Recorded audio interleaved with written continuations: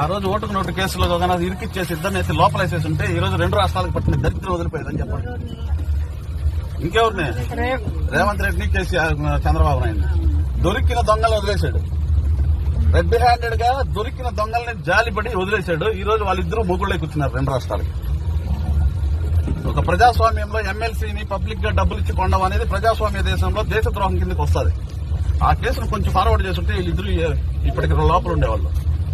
మనమంతా ఎండలో నిలబడి ఓట్లేసి చెమట కార్చుకుని క్యూలో నిలబడి ఓట్లేసి ఏదో మనకు ఒక నాయకుడు వస్తే మేలు చేస్తాడని కష్టపడి రోజంతా క్యూలో నిలబడి ఓట్లేస్తే వీళ్ళు డబ్బు పెట్టి ఆ నాయకుడిని కొనేస్తే మన కష్టానికి మన నమ్మకానికి ఏం విలువ ఉంది మేడం ఈ ప్రజాస్వామ్యంలో? అదే చెప్పేది, ఫ్రాడ్ రాజకీయం. లేకపోతే 75 సంవత్సరాలైంది భారతదేశానికి స్వతంత్రం వచ్చి ఒక్క బీజేపీ ఎమ్మెల్యే లేడు ఆంధ్రప్రదేశ్ లో. మీ తెలంగాణలో ఉన్నాడు బండి సంజయ్ ఇంకెవరో. కానీ 8 మంది పోటీ చేస్తే 8 మంది ఒకేసారి ఎలా గెలుస్తారు మేడం? కనీసం 60 ఏళ్ల పైన పడిన ముసలాళ్ళకి బీజేపీ గుర్తు కూడా తెలియదు.